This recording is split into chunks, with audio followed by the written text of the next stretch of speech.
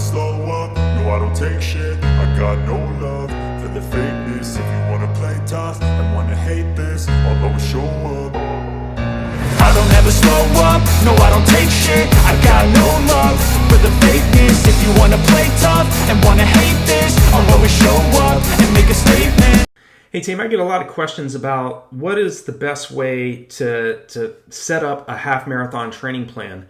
And I always believe that, as I always preach in the other videos, it's very important if you're training for a half marathon, because these longer races are really play with your head mentally.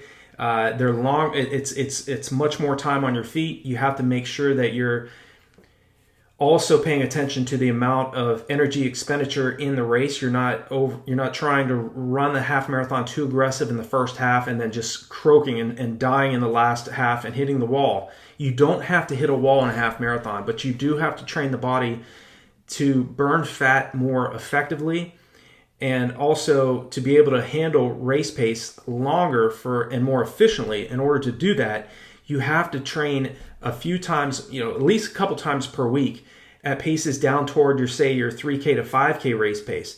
That is going to help you to slow down less than your competition. Any successful half marathon training plan has to focus on not only more of a long-term approach, a belief in delayed gratification.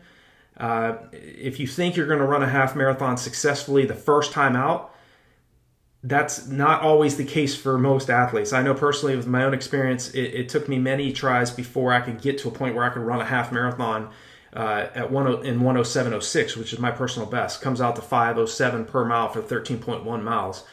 And I had many trials along the way before I could get that right. And one of the biggest mistakes I made in previous half marathon training plans is they were too short. Okay, I was focusing on maybe like an 8-week training plan, where really my best successes came along the way of training between 4 to 6 months for a half marathon. It's the same with the marathon distance. I always say 16 to 24 weeks is really optimal time frame to train properly for a half marathon race or a marathon race. Okay, if you're an athlete, say, that's trying to break an hour and 30 minutes, the moment you break an hour and 30 minutes, then you need to start saying, okay, I've done this once. I've run 1:29.59 for the half marathon. So now I want to start aiming for that sub 3-hour marathon, because if you can do it once, you can do it twice. Okay, there are drastic differences. Now, don't get me wrong, there are drastic differences between a half marathon and a marathon. Okay, a marathon is double the distance. You have to make sure that you're equally paying as much attention to hydration, taking enough calories in your race.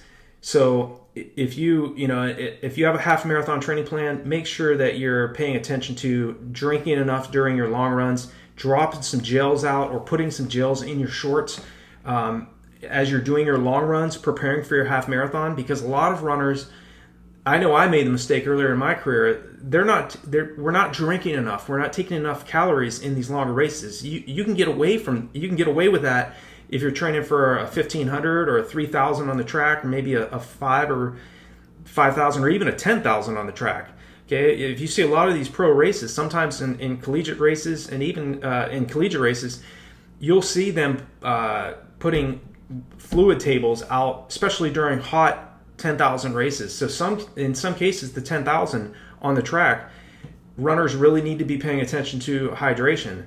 Okay, but in these longer races, like a half marathon or a marathon, you absolutely have to make sure that you're making drinking and taking in more calories during your long runs and a necessary vital step in your training plan. Okay, so any legitimate half marathon training plan, if it doesn't encompass that, or if you have a coach that doesn't bring that up, you need to start changing up your tactics. Okay, because the best long distance runners, they pay heavy amounts of time and focus toward nutrition. Okay, I always talk in other things in other videos in terms of training for following a half marathon training plan. Make sure you're visualizing success. Make sure you spend about 10 minutes daily, whether it's when you first get up in the morning or when you go to bed at night. Turn off the devices. Spend a few minutes visualizing yourself succeeding, running past runners, running relaxed, running full of strength, getting across the finish line with that goal race time that you have in mind. I did this, and I've done this throughout my career, literally since I was a high school athlete, back in 1992 when I first started running as a freshman in high school to the present day. I spent a couple minutes each day seeing myself performing at the level that I'm training myself, not only my mind, but also my body in order to achieve. Okay, a lot of runners spend all their attention on physical training. So a lot of half marathon training plans, we just follow what it says. But if you have a half marathon, what I try to do at RunDreamAchieve.com is also not only create training plans for athletes, but also create videos, create tutorials, some videos that will give you some additional insight on the tactics you need to be following in order to be successful in these middle distance races to long distance races. Okay, mental training has to be a part of your preparation.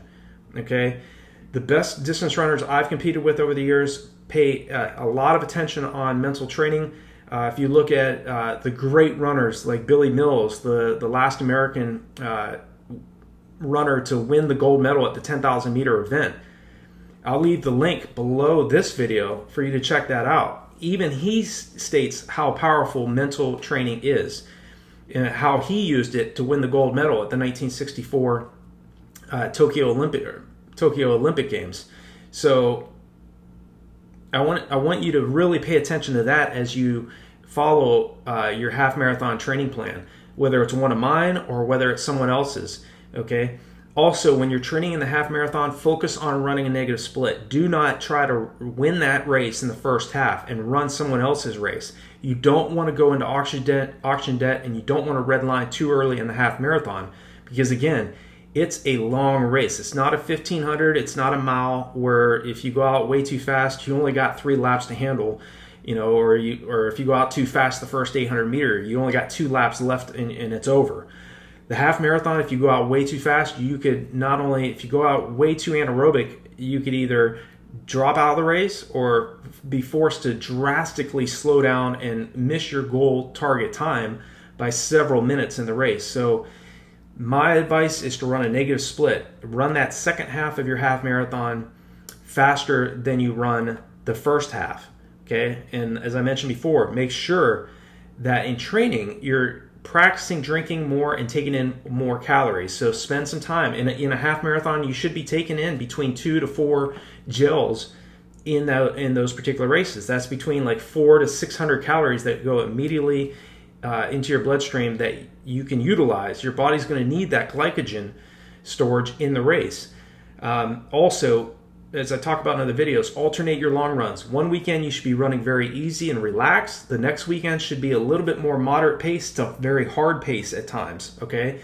Those varied pace long runs, what I mean by that is you're spending a few miles or kilometers at VO2 max effort, okay? And that may mean only for a few seconds or a few minutes. You're going to spend a few miles to a few kilometers at anaerobic threshold effort, so around 88 to 92% of max heart rate. And then you're going to spend some time jogging in that long run. Okay, so recovering. Okay, you're getting in the habit of sprinting, changing up your paces, because again, in a race, whether it's a track race or whether it's a road race, you're going to experience runners that throw in surges in these longer races or in the shorter races. If you're training for a track race, you're going to experience runners that throw in very hard surges. So doing varied pace long runs teaches your body and teaches you to mentally prepare and to be able to react to faster paces. And also you're going to be able to make those changes in the race yourself. If you're confident you can make the moves, then you're going to be able to do that much more successfully if you train like that. Okay, and also make sure you're also running long, slow, and easy for your long runs as well. Remember, if you can get to a point where you can do, say, a 18 to 20 mile long run easy in training, you will have had that knowledge going into your half marathon that, hey, I've done 18 to 20 miles. Okay, what's 13 miles? Okay, I've done this several times in training. I know I can run 13.1 miles because I've run so much further. Okay, but I've also not only run much further, but I've run during my long runs, I've run much faster during my long runs as well. So I know I'm ready to go. Don't overanalyze, don't overthink your races, okay? Remember, the goal of the day of the race is to have fun, to be prepared, to be confident, okay? And not to be overly stressed. If you see your competition stressed out because of the weather or because of this or that, don't focus on them. Let them worry about whatever's going on. You have to focus 100% on staying as confident as you can be when you're following a half marathon training plan, and preferably 16 to 24 weeks in length. Okay, if you're looking for a training plan, check out the resources below all of my videos or on RunDreamAchieve.com.